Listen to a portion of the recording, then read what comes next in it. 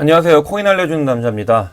CPI 발표 이후에 오히려 미국 나스닥이나 다우보다도 코인, 특히 비트코인이 굉장히 큰 폭의 상승을 했는데 그 이유에 대해서 한번 살펴보고요. 지금 이제 이 코인들이 궁극적으로는 어디까지 갈 건지, 지금 어떤 자리인지에 대해서 한번 얘기해보는 시간을 가져보도록 하겠습니다. 이 영상에서 이제 이유와 앞으로의 방향성에 대해서 알 수 있을 거라고 보시면 좋을 것 같습니다. 먼저 보시면은 CPI 발표가 어제 있었고요. 이 CPI는 전체적인 매크로 시장에 굉장히 중요한 지표이기 때문에 모두가 관심을 가지고 있었어요.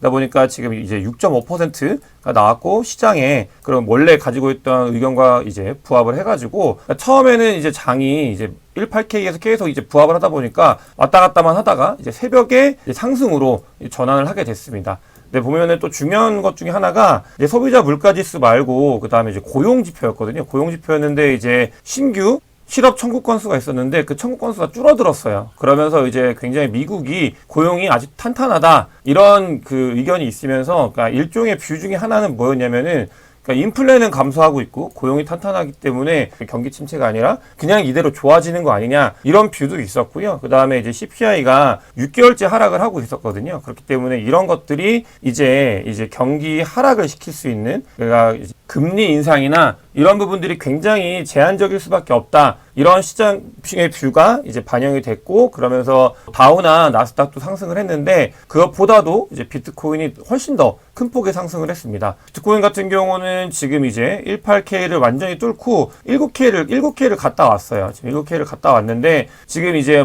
SEC에서 어떤 기소가 있다라는 내용 때문에 잠깐 이제 빠져 있는 상태고요. 하지만 이제 굉장히 힘있게 18K를 뚫고 7K를 갔다 왔기 때문에 앞으로 향후의 방향에 대해서는 단지 이게 이제 많이 올랐기 때문에 숏이다, 이런 뷰가 아니라 저희가 어떤 식으로 바라봐야 되는지에 대해서는 더 많은 고민을 하고 더 많은 데이터들을 바탕으로 분석을 해야 되는 그런 아주 중요한 시점입니다. 보면은 OP 같은 경우도, 옵티미즘 같은 경우도 이제 굉장히 큰 폭의 상승을 계속하고 있고요. 저 같은 경우는 이제 1년 동안 모아간다고 말씀을 드렸는데, 어쨌든 올라서 기분 좋은 것도 있는데 아직 저도 개수를 다 못 모았거든요. 그렇기 때문에 이제 조금씩 빠지면 계속 모아갈 예정에 있습니다. 그러니까 지금 일단 비트코인이 가격 상승을 했던 가장 근본적인 이유는 이 CPI 발표를 이용한 게 중요해요. 지금 변동성이 굉장히 작잖아요, 비트코인이. 그러다 보니까 시장의 유동성도 굉장히 적고 변동성도 작으니까, 그러니까 시장을 움직일 수 있는 힘이 굉장히 좀 작은 힘으로도 큰 폭의 변동성을 만들 수 있는 상태거든요. 그럼 이런 상태에서 지금 보면은 이제 갈색 고래와 이 보라 고래, 이 두 개가 사실 제일 중요한 고래들이에요. 가장 큰 힘을 가지고 있는 고래들인데, 이 두 고래들이 그냥 한 번에 위로 밀어버렸습니다. 이렇게 완전히 밀어버렸고요. 이거는 분명히 의도가 있는 상승이에요. 이 의도가 있는 상승은 뭐냐면, 목적은 굉장히 지금까지 이제 2022년도 제가 말씀을 드렸잖아요. 이 하락하는 것에 베팅을 해가지고 돈을 버는 이제 숏에 베팅하는 그 세력들 혹은 사람들을 이번에 완전히 정리를 해버리는 거예요. 이렇게 1년 동안 숏을 통해서 돈을 버는 사람들도 특히 이런 구간에서 이제 계속 숏의 뷰, 이렇게 1년 동안 숏을 바라보신 분들은 지금 CPI가 발표가 돼도 경기 침체가 바로 올 거다 보면서 에코버블이라고 해가지고 베어랠리에 대해서 인정을 하질 않아요. 그러다 보니까 이런 시점에서 이제 상승을 올리면 지금까지 1년 동안 벌었던 그 돈들을 거의 다 날리게 됩니다. 숏 같은 경우는. 이런 경우가 발생을 하는데, 이제 올라가든 내려가든 어쨌든가 시장이 이렇게 한쪽의 뷰로, 이렇게 숏으로만 바라보는 뷰가 있는 것들을 정리를 하고 털어놓고 사람들한테 올라갈 수도 있다, 그렇기 때문에 숏 치는 걸 조심해야 된다라는 경계의 메시지를 보내놓고 이제 올리는 거거든요. 올릴 때 그렇게 쉽기 때문에. 그래서 이렇게 이런 것들 때문에 의도적으로 이제 올린 거고, 실제로 암호화폐 시장 상승으로 하루 만에 37,500만 달러 하나로 거의 한 5천억 정도가 이제 청산이 됐죠. 이거 같은 경우는 지난번에 제가 영상에서 한 2천억 정도 청산이 됐다고 말씀드렸잖아요. 그러니까 하루 만에 어마어마하게 많은 포지션을 정리를 시켜버린 거예요. 청산을 시켜버리면서 이제 상승도 있을 수 있으니까 너네 조심해라, 이런 시그널을 시장에 보낸 거죠. 실제로 지금 이제 숏에 대해서 굉장히 오랫동안 보셨던 분들 같은 경우는 이번 이 하락장에서 많이, 그러니까 자산이 정리가 되고 이제 다시 태초마을로 돌아가고, 이런 케이스가 많이 발생을 하고요. 하지만 앞으로도 그냥 숏의 뷰를 보시는 분들은, 그러니까 이게 시장이 변하고 있는데 분명히 바뀌고 있거든요. 이런 것들에 경고를 주고 있는데도 그 뷰를 유지하다가 이제 좀 많이 손실이 날 수 있기 때문에 이제는 현물에 좀 더 집중을 하고 이제 선물보다는 현물에 집중을 하고 개수를 모아가려고 하는 그런 식의 진입한 게 분명하다라는 말씀을 드리고 싶어요. 제가 1Q는 경기 침체가 오든 어떻든 간에 굉장히 중요한 자리라고 말씀드렸잖아요. 저희 인생을 퀀텀 셔플할 수 있는 자리고 그렇기 때문에 이제는 이 1Q에 현물을 굉장히 모아가야 된다. 이 말씀을 꼭 드리면서 제가 다음으로 넘어가도록 하겠습니다. 실제로 CPI에 대해서 좀 구체적으로 살펴보면요. 지금 6개월째 하락을 하고 있는데도 더 하락을 할 수 있는 요소가 충분하다라는 그 자료를 가지고 왔는데 지금 보면은 미국의 이제 비료 의 인플레이션율이 떨어지면서 미국의 식품 인플레이션율이 같이 꺾이고 있다. 이런 것들을 보여주고 있고 앞으로도 계속 꺾일 거다라는 걸 여기까지 꺾일 거다라는 걸 보여주는 거고요. 또 상품 인플레이션 같은 경우는 미국의 상품 인플레이션이 그 중국의 이제 뭔가 선박 그 레이트, 그러니까 선박의 이제 운임 이런 것들에 봤을 때 엄청나게 하락을 했어요. 이게 무슨 말이냐? 중국 시장에서 미국으로 넘어오는 이제 뭔가 제품들 있잖아요. 그 공산품들 이런 것들이 잘 온다는 거예요. 예전에 이제 인플레이션이 올랐을 때 그게 이제 물류 때문에 인플레이션이 온다라는 말이 많았었거든요. 근데 그게 정리가 돼서 하락을 했고요. 그게 이제 따라간다. 미국에 있는 이제 상품 인플레이션이 따라간다. 라는 걸 보여주는 겁니다. 실제로 이거는 후행하기 때문에 제가 봤을 때도 CPI에서 계속 따라갈 확률이 높고 CPI가 계속 꺾일 확률이 높아요. 그다음에 다음으로 보면은 중고차 시장도 이 CPI를 끌어오는데 엄청난 역할을 한 거거든요. 근데 이 중고차 시장은 이제 경기 침체 이슈도 있고 해가지고 오히려 디플레이션에 진입을 해버렸습니다. 그렇기 때문에 CPI에 미치는 영향이 굉장히 작아질 거다라는 부분이고요. 다음으로 이제 에너지 부분인데 지금 굉장히 따뜻하잖아요. 그런 에너지 부분들이 결국은 이렇게 경기 침체가 아니고 CPI 하락을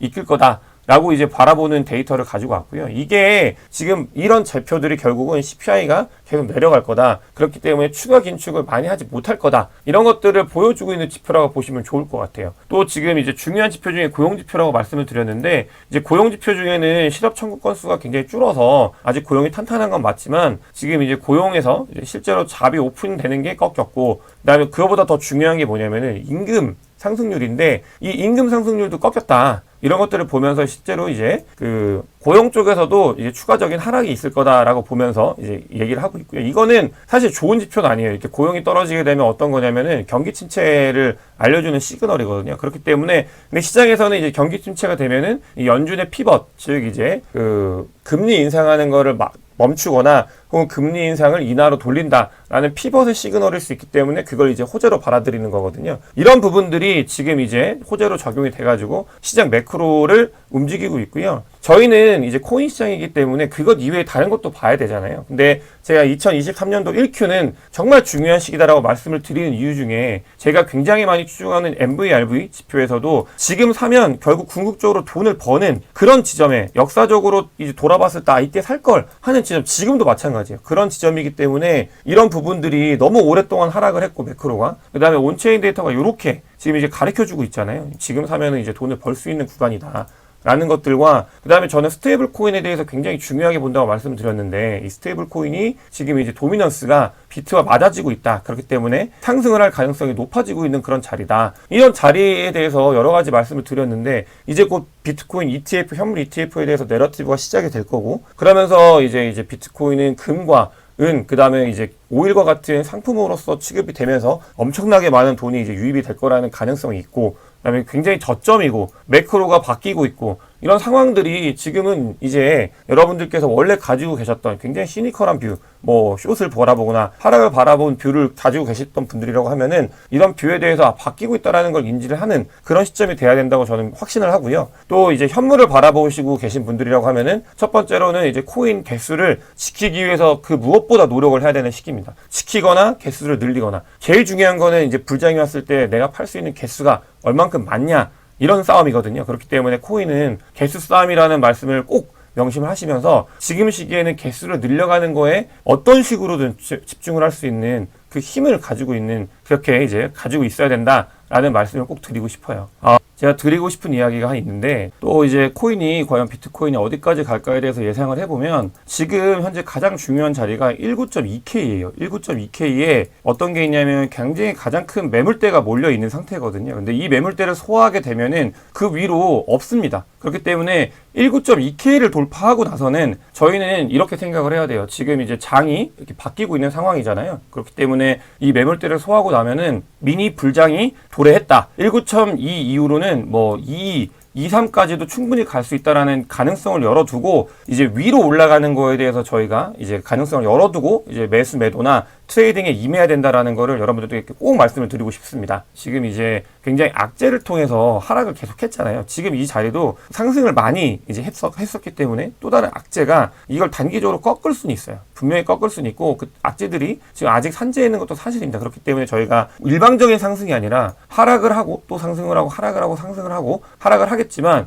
지금 바라보는 뷰는 하락을 하고 상승을 하고 하락을 하고 상승을 하고 하락을 하고 상승을 하는 뷰가 아니라 상승을 하고 하락을 하고 상승을 하고 하락을 하고 상승을 하고 하락을 하는 이런 점진적으로 이렇게 바라보는 뷰로 저희가 접근을 하는 게 좀 더 낫다라는 말씀을 드리고요. 실제로 그 리스크 포인트 중에 이제 첫째로 SEC에서 이제 제미니를 그다음에 제네시스를 기소를 했어요. 미등록 증권 판매를 했다. 이거는 지금 이 자체로 바라보는 게 중요한 게 아니고요. 이제 중요한 게 뭐냐? 이 제네시스 제미니 같은 경우는 스탁 서비스, 대출 서비스를 한 거예요. 대출 플랫폼에서 스탁 서비스를 한 거거든요. 제가 이 스탁에 대해서 늘 말씀을 드리잖아요. 엄청 중요하다. 스탁이라는 건 코인을 보관하는 서비스거든요. 이걸 통해서 대출을 해주거나 뭐 이런 것들인데 이 스탁 서비스가 왜 중요하냐? 늘 말씀을 드렸죠. ETF와 연관이 있다. 이 ETF와 굉장히 연관이 있다. 근데 지금 이제 SEC에서는 이 스탁하는 것들도 본인의 소나기에 넣기 위해서 이제 건드리기 시작했다. 이런 말들은 ETF와 연관이 되는 것들이기 때문에 그러니까 어떤 식으로 해야 되는지 이제 SEC가 가이드를 줄 거란 말이에요. 그렇기 때문에 여러분들은 이 변화하는 판에 대해서 저와 함께 계속 이제 아셨으면 좋겠고요.